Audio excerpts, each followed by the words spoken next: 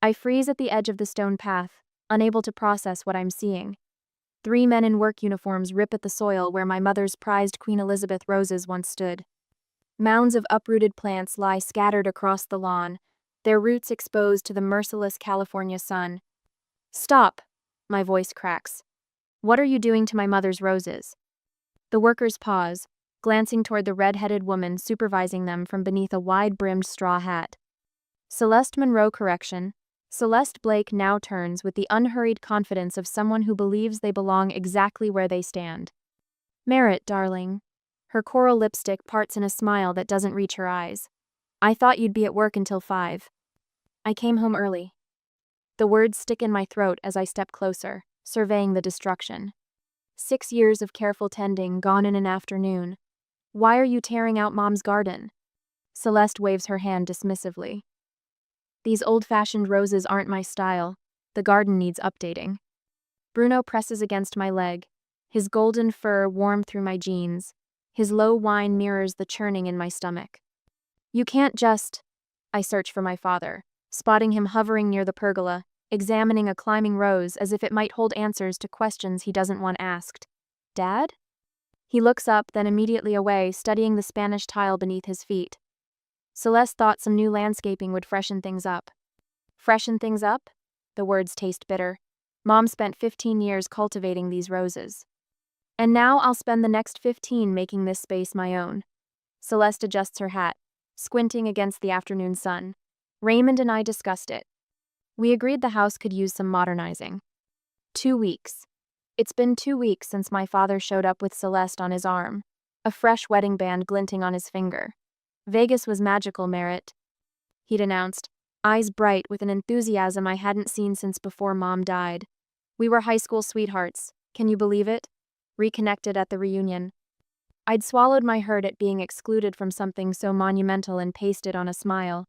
Congratulations, Dad. That's sudden. When you know, Celeste had said, patting my arm with cool, manicured fingers.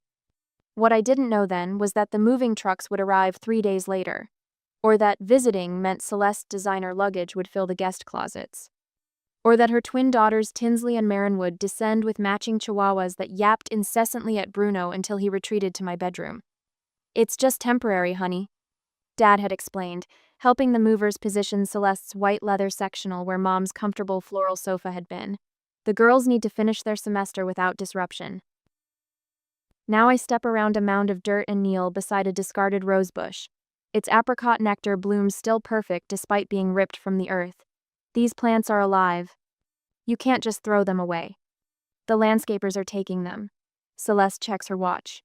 Really, Merritt, it's just plants. They can be replaced. But they can't. These roses were witnesses to my childhood, to my mother's life. I remember her kneeling in this garden, wide-brimmed hat protecting her fair skin, pruning shears in gloved hands as she taught me the difference between deadheading and pruning for growth. The garden stays. I stand, soil staining my knees. This is my house. Celeste's eyebrows arch. Raymond, your daughter seems confused about our living arrangement. Dad finally approaches, hands shoved deep in his pockets. Merritt, we're all family now. We need to make compromises. Compromise would have been discussing changes before destroying Mom's garden. Heat rises in my chest. You know what this place meant to her, what it means to me. Your mother has been gone for 6 years, he says softly, as if time should have erased my obligation to her memory. Life moves forward. I remember her last coherent day, the hospital bed we'd set up in the sunroom so she could see her beloved garden.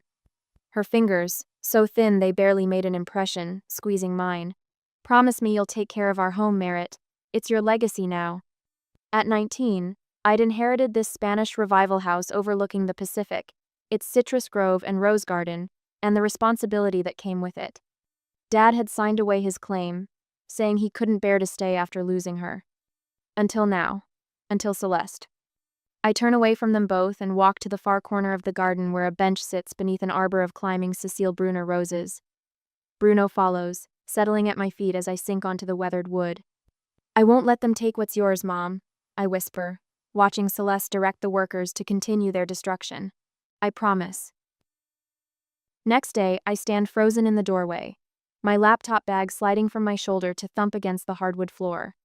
Where my mother's gallery wall once displayed 30 years of family photographs, Celeste's enormous portrait now dominates the living room.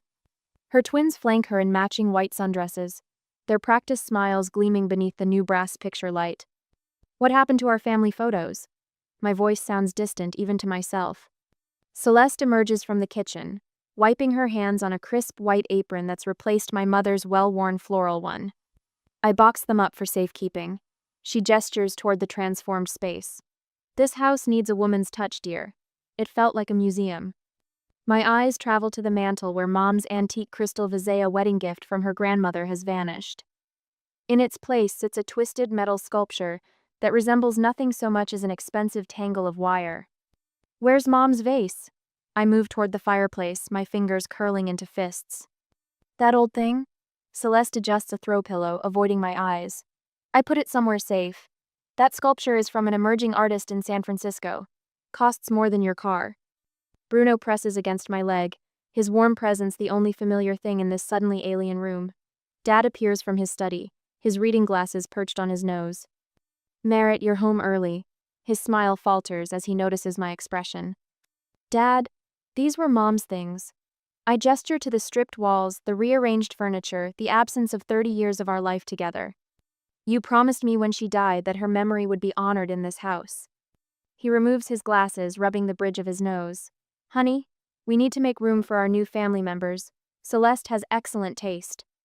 Excellent taste would include respecting what was already here. I swallow hard against the knot in my throat. Where are the photos? In the garage, Dad mumbles, not meeting my eyes. The next morning, I logged into my most important client meeting of the month, a pitch that could secure a $4,500 contract for my design business. 3 minutes into my presentation, my office door swings open. Tins, have you seen my... Marin stops, noticing my video call. Oops. I mute myself quickly. I'm in a meeting, please close the door. She lingers, examining my shelves. Mom wanted me to ask if you have any more towels. The guest bathroom ones are threadbare. Garage linen closet, please. Is that anthropology wallpaper? My client's voice draws my attention back to the screen. I love the home office aesthetic. I unmute, forcing a smile. Yes, it's... The door bangs open again. Tinsley strolls through in a hot pink bikini, water dripping onto my sisal rug. Marin, are you coming? Jake and Tyler are waiting at the pool. My client's eyebrows shoot up. I watch her gaze track Tinsley as she saunters across my webcam view, popping her gum. Miss Blake, perhaps we should reschedule when you're less... occupied. The call ends before I can explain. $4,500, gone in 30 seconds. That evening, I discovered my mother's mahogany jewelry box open on Tinsley's dresser, her pearl earrings, the ones Dad gave Mom for their 20th anniversary, dangling from Tinsley's ears as she took bathroom selfies. Those aren't yours, I say from the doorway. She barely glances at me. Mom said we should make ourselves at home. Those pearls were my mother's most treasured possession. Relax, I'm just borrowing them. She pouts for her phone camera. Besides, they're just sitting there collecting dust. 2 days later, I return from a grocery run to find Bruno limping, blood matting the fur on his front paw. Celeste Chihuahua Versace yaps aggressively from his designer dog bed. What happened? I drop to my knees, examining Bruno's injured leg. Your dog got too close to Versace's food, Celeste says without looking up from her magazine. Versace was just protecting his territory. The vet bill comes to $275 for 3 stitches. I spend the night on the floor beside Bruno's bed, stroking his golden fur while he whimpers in his sleep. Your mother clearly raised you rather wild. Celeste comments the next morning when she finds me installing a lock on my office door. Sleeping on the floor with a dog? In my day, animals stayed outside. The lock clicks into place. I turn to face her. This is my home office. I need privacy for client meetings. My voice is steadier than I expected. And Bruno stays wherever I want him to stay. Celeste's lips thin to a coral line. Raymond, your daughter is making me feel unwelcome in our new home. Dad appears in seconds, anxiety creasing his forehead. Merritt, we're all family now. We need to... No, the word surprises us both. We're not all family. And this isn't your new home, Celeste. It's mine. Later that afternoon, Eleanor Whitman appears at my garden gate, her silver hair gleaming in the sunshine. Mom's best friend for 30 years leans on her cane, surveying the decimated rose beds. "Your mother would be heartbroken," she says quietly. "What exactly did your mother's will say, dear? Because I remember Catherine being very specific about the house." The question follows me through the evening as I dig through filing cabinets, searching for Mom's will. When my phone rings, James's familiar name lighting up the screen, I realize I've been crying. "Hey, are you okay?" His voice carries concern across the line. "You sound terrible." "I need to find Mom's will," I say, wiping my face. "I think I'm about to go to war." 2 days later, the knocking starts at 7 in the morning. 3 sharp raps against my bedroom door, followed by Celeste's voice, sugar-coated but firm. "Merritt, we need to discuss your living arrangements." I sit up, sheets pooling around my waist as Bruno lifts his head from the foot of the bed, ears perked in alert. Another workday ruined before it begins. "I'm working," I call out, reaching for my laptop. "Can we talk tonight?" The door swings open without warning. Celeste stands framed in the doorway, already dressed in linen pants and a coral blouse, gold bangles clinking at her wrists. "This can't wait," she says, surveying my room with obvious distaste. "Raymond and I have decided we need your bedroom. My designer bags simply won't fit in the guest closet, and the lighting in here is much better for my morning routine." I blink, certain I've misheard. "You want me to give up my bedroom?" "The blue room down the hall is perfectly adequate for a single person." She waves her hand dismissively. "We'll need you moved by this weekend." The blue roomy mother's sewing space, barely large enough for a twin bed. My stomach knots as I imagine Bruno and me crammed into that tiny space while Celeste spreads her possessions through my sanctuary. "No," I say, the word small but firm. "This is my room." Her eyes narrow. "This is becoming a pattern with you, Merritt. So territorial. So unwilling to accommodate family." The word family in her mouth sounds like a weapon. Bruno moves to stand beside me, his warm body pressing against my leg. I draw strength from his presence. "This discussion is over," I say, closing my laptop. "I have clients waiting." Her smile tightens. "We'll see what your father thinks about your attitude." She leaves without closing the door. I know it's deliberately a small assertion of control. That night, bass pounds through the floorboards of my office as Tinsley and Marin host what sounds like half their sorority. Laughter echoes up the stairwell, punctuated by the occasional crash of something breaking. I squeeze my eyes shut, trying to focus on the proposal due tomorrow morning. My phone buzzes with a text from my client. "Still waiting on those mock-ups, Merritt. Everything okay?" I type back an apology and promise delivery by midnight. As if on cue, a piercing shriek followed by hysterical laughter erupts from below. Bruno whines, his paws covering his ears. I stroke his head and whisper promises I'm not sure I can keep. "Just a little longer, buddy, we'll figure this out." When I venture downstairs for coffee the next morning, I find Bruno's bed shredded in the corner of the kitchen, stuffing scattered across the tile. One of the Chihuahuas, Prada or Gucci, I can never tell them apart, sits smugly on the counter, yapping when I enter. "Your dog destroyed Bruno's bed," I tell Celeste, who sips her coffee at the breakfast table, scrolling through her phone. She doesn't look up. Dogs will be dogs. "Your dog. Your responsibility." I hold up the tattered remains of Bruno's favorite toy. "This is the third one this week." She sighs dramatically. "Perhaps Bruno should learn to share." The girls' dogs are just establishing territory. My father walks in, pouring himself coffee without meeting my eyes. "Dad, this has to stop. Bruno was here first. He's being terrorized in his own home." Dad glances at Celeste before responding. "Merritt, pets adjust. When I was a kid, our cat and dog fought for weeks before settling in." "This isn't fighting, this is destruction." I drop the shredded toy on the table. "And it's not just about Bruno. Yesterday I found Mom's photo albums in the garage with water damage." Celeste sets down her phone. "Those old albums were cluttering the living room. This house needs updating, not shrines to the past." Something snaps inside me. This house isn't yours to update. "From now on," Celeste says, voice hardening, "I'll be making the house rules around here. Your father agrees it's time for some structure." Dad shifts uncomfortably but says nothing. The betrayal burns hot in my chest.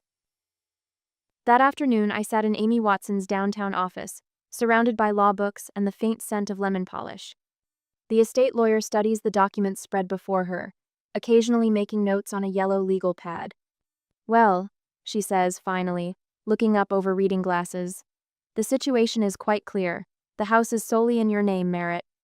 Your father signed a waiver relinquishing all future claims to the property after your mother's death. I stare at the document, my father's signature bold against the legal language. He can't just move people in without my permission? No, Amy says firmly. Legally speaking, they're all guests in your home. Guests you can ask to leave at any time. Relief floods through me, followed immediately by guilt. I can't throw my own father out. Your father is welcome to stay, of course, but his new wife and her daughters have no legal right to be there without your consent. Amy removes her glasses. I'd recommend giving them formal 30-day notice. It protects you legally if things get messy. On the drive home, I stop at Eleanor's house. My mother's oldest friend welcomes me with fresh lemonade on her patio overlooking the ocean. Bruno settles at my feet, finally relaxed away from the chihuahuas. Your mother faced situations like this, Eleanor says after I explain everything. People who tried to take advantage of her kindness. I never saw her stand up to anyone, I admit. Eleanor smiles, the afternoon sun highlighting the silver in her hair. That's because she handled things quietly but firmly. Catherine was steel wrapped in silk. She reaches for my hand.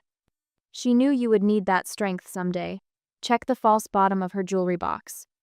That night, after everyone has gone to bed, I pull out my mother's rosewood jewelry box. My fingers find the hidden catch, revealing a compartment beneath the velvet lining. Inside lies a sealed envelope addressed in my mother's flowing script. My daughter, when you need courage. My hands tremble as I break the seal. Dearest Merritt, if you're reading this, you're facing something that feels impossible. Remember that our home isn't just walls and a roof, it's the boundaries we create to protect what matters. Some people will test those boundaries, believing their desires trump your needs. They are wrong. You've always tried to accommodate others, my sweet girl. It's a beautiful quality until it becomes self-erasure. Your grandmother once told me, be a doormat only if you want footprints on your back. Stand firm, you are stronger than you know. All my love. Mom. I press the letter to my chest, tears blurring my vision. In my mother's bedroom, now Celeste's domain, I hear drawers opening, whispered conversations. Something inside me hardens into resolve. The next morning, I installed a small camera in my office bookshelf, angled toward my desk. James helps me document every valuable thing in the house with photographs, while Eleanor stores irreplaceable keepsakes in her guest house. You're doing the right thing, James says, squeezing my hand as we inventory my mother's silver. That night, my phone pings with an alert from the camera. On the screen, Celeste and the twins rifle through my desk drawers, pulling out bank statements and legal documents. Look at this, Celeste whispers, holding up my property tax statement. The house is worth way more than Raymond said. The twins giggle, snapping photos of my financial information with their phones. I watch, anger burning clean and clarifying, washing away months of doubt. Tomorrow, I will make my stand. The silver serving tray feels cool against my palms as I balance 3 steaming mugs of coffee.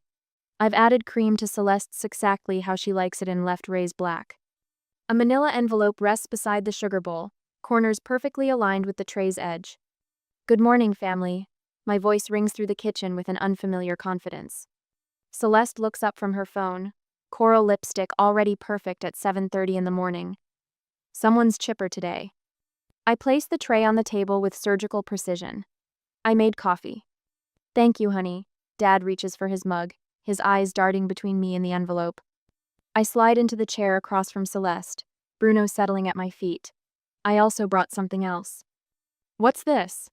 Celeste's manicured fingers tap the envelope. 30-day notices. Formally requesting you and the twins vacate the premises by July 20th. Coffee sloshes over the rim of Celeste's mug as she jerks back. You can't be serious. Perfectly serious. I sip my coffee, savoring the bitter warmth. You can't evict your own father. Her voice rises an octave. Dad is welcome to stay.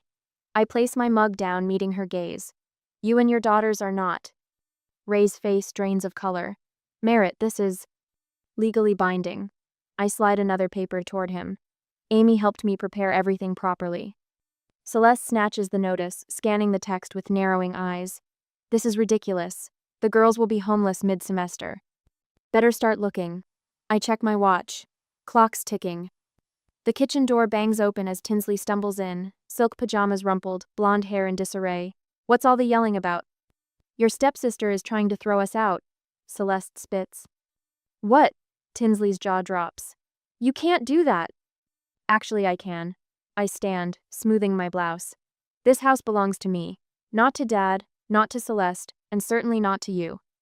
This family needs therapy, Celeste declares, reaching for her phone. I'm calling Dr. Bergman right now. We need to heal these divisions. This isn't about healing. I tuck my chair neatly under the table. It's about boundaries. Ray! Celeste turns to my father, voice breaking. Your wife would never want this. Catherine would be heartbroken to see her daughter behaving this way. The mention of Mom's name freezes my blood. I watch Dad's face, waiting. Don't, he says quietly. Don't use Catherine to manipulate the situation.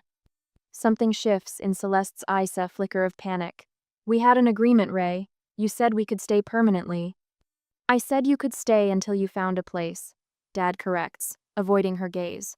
I never promised this would be permanent. I've already cataloged everything in the house worth over $500.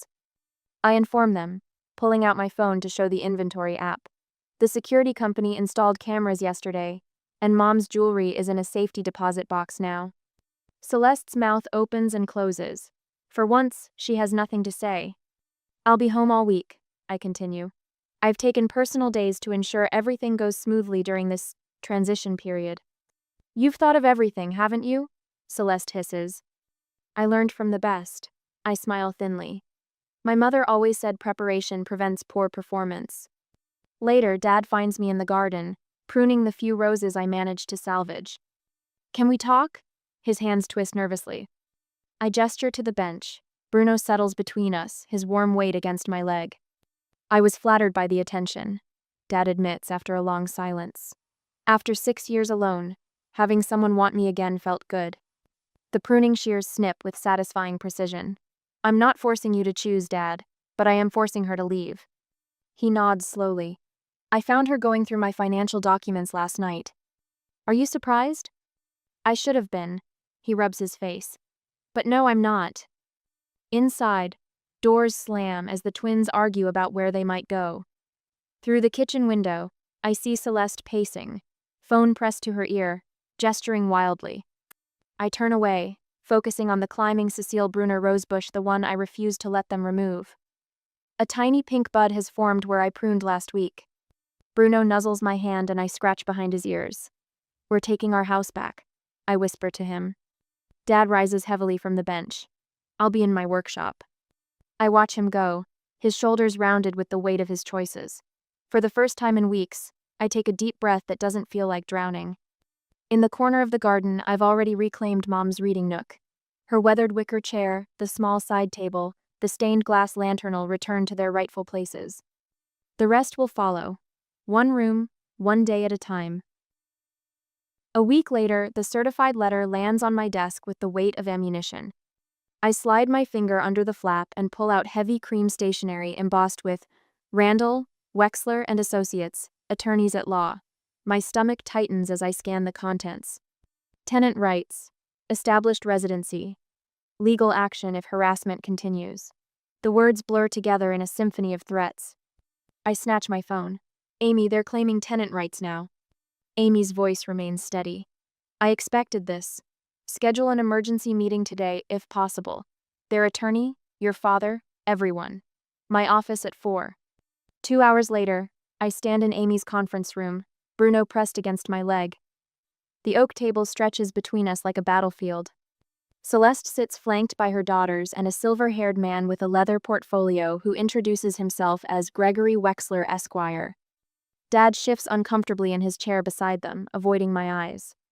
Amy arranges documents with methodical precision, her gray bob swinging as she moves.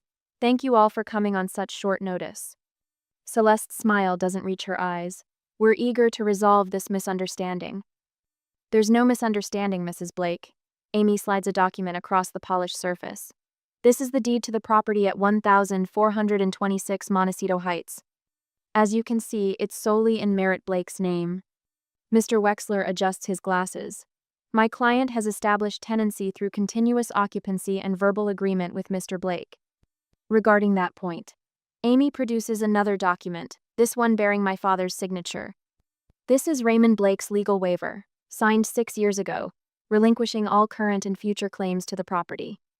The twins exchange glances. Dad stares at his hands. Furthermore, Amy continues, pulling out a folder, California law requires written consent from the property owner for establishing tenancy. Miss Blake never provided such consent. I watch Celeste's face. The mask of polite concern slips, revealing something hard underneath. This is ridiculous, she snaps. Raymond invited us to live there permanently. Raymond had no legal authority to make that offer, Amy replies. Mr. Wexler taps his pen against his legal pad. My clients have invested considerable funds in property improvements. Destruction isn't an improvement, I say, pulling out my phone. Here's what my mother's rose garden looked like before and after your improvements. I slide the phone across the table. The twins lean forward, then back away as if the images might burn them. You ungrateful brat, Celeste's voice rises, her perfect coral lipstick twisting. After all we've done for you, living in that museum to your mother, refusing to move forward? Celeste. Dad's voice cuts through her tirade. I've never heard that tone from him before. She turns to him, eyes widening. You can't possibly be taking her side. Dad looks at me, then back at his wife. Something shifts in his expression, the fog of infatuation lifting to reveal clarity. This was Catherine's home, he says quietly. Our daughter's home now. I had no right to give it away. Celeste's face hardens. You're choosing her over me? I'm choosing the truth. Dad straightens his shoulders. I was wrong to bring you there. The conference room falls silent. Bruno shifts against my leg, sensing the change. The eviction notice stands, Amy says, gathering her papers. 30 days from original service. That gives you, she checks her calendar, 2 weeks remaining. This isn't over, Celeste hisses, gathering her purse. Actually, it is. I pull out one final document. This is security footage from my bedroom showing you and your daughters searching through my financial records last Tuesday while I was at work. Mr. Wexler's expression changes. I'll need a moment with my clients. The next 2 weeks pass in tense silence around the house. Celeste and the twins spend most of their time shopping, pointedly ignoring the stack of moving boxes I placed in the foyer.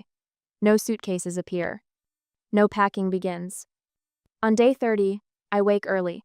Celeste's Mercedes disappears down the driveway at 9, the twins in tow, likely for their weekly manicures. I make the call I've been waiting to make. By noon, a locksmith has replaced every exterior lock. A security technician recodes the alarm system under my credentials only. Eleanor brings lunch and moral support, settling on the porch swing with Bruno. At 2 o'clock, Sheriff Deputy Wilson arrives, clipboard in hand. All personal belongings have been properly gathered? He asks. I nod toward the driveway where Celeste's possessions sit neatly boxed and labeled. The larger furniture waits under tarps, protected from the marine layer rolling in from the ocean. Everything documented and witnessed, I confirm. We don't wait long.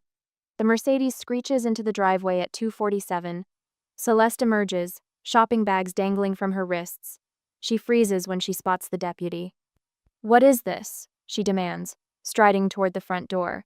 Her key slides uselessly against the new lock. Your 30 days ended at noon, I say from the porch. As legally required, your belongings have been removed. You can't do this, she pounds on the door. Raymond, open this door right now. Mr. Blake moved to the Montecito Inn yesterday. Deputy Wilson informs her, checking his clipboard. He left this for you. The letter I'd watched Dad write the night before, his hand trembling slightly as he sealed it. Tinsley and Marin emerge from the car, faces paling as they spot their possessions. My Gucci bags. You threw them outside? Marin shrieks. Everything has been properly packed and inventoried, the deputy says, handing Celeste a document. This itemizes all belongings present. Please verify before removing them. Celeste's face contorts. This is criminal. I'll sue you for everything you have. I have security footage of you searching my bedroom. I reply calmly. Financial documents you attempted to access. Veterinary bills from when your dog attacked Bruno. witness statements about property damage, and my father's formal statement confirming my ownership. Something collapses in Celeste's expression. The facade of genteel control crumbles completely. "You'll regret this," she sputters, but the threat sounds hollow. As the twins frantically call friends, faces flushed with embarrassment, neighbors peek from windows and gardens, the social standing Celeste cultivated these past weeks evaporates in the afternoon sun. I remain on the porch, Bruno beside me, as they load the Mercedes with what it can hold. A friend arrives for the twins in a small Honda. Another car comes for some furniture. Eleanor joins me as the last vehicle pulls away. The sun breaks through the marine layer, casting long shadows across the lawn. "Your mother is smiling down on you today," she says softly. I look at the garden where tiny green shoots are already pushing through the soil where I replanted the rescued roses. "Yes," I whisper. "I think she is." A year later, the morning sunlight streams through the kitchen windows as I arrange a centerpiece of freshly cut roses for the Easter brunch table. Pink and apricot Queen Elizabeth blooms Mom's favorites mingle with the pale yellow of peace roses in a crystal vase that once belonged to my grandmother. The familiar scent wraps around me like a hug. "Those look perfect," James says, sliding his arms around my waist. He plants a kiss on my neck, then reaches to adjust one slightly drooping bloom. "Your mom would love seeing them back where they belong." I lean into his embrace. It feels right having everyone here today. Through the French doors, I watch Bruno race across the lawn, his golden coat gleaming in the sunshine. No sign of the limp that plagued him after Celeste's chihuahua attacked his leg. He stops to roll luxuriously in a patch of grass, then bounds up to greet Eleanor as she makes her way up the garden path, a covered dish in her hands. "I brought Catherine's carrot cake," she announces, setting the dish on the counter. "Made exactly from her recipe." Eleanor surveys the kitchen, approval warming her blue eyes. The house feels like itself again. "That's the highest compliment," I tell her, accepting her hug. James slips away to help his parents unload food from their car while I lead Eleanor into the living room. Family photos once again line the mantel, Mom and Dad on their honeymoon in Hawaii, my college graduation, Bruno as a puppy. The walls have returned to the soft sage green Mom chose, rather than Celeste's stark white. "Have you heard from your father?" Eleanor asks, settling into what was always her favorite armchair. "He called yesterday. I straighten a photo frame. He's bringing dessert." Eleanor's eyebrows lift slightly. "It's been good, our talks." I sit across from her. The therapist helped me understand that his grief made him vulnerable. Not an excuse, but a reason.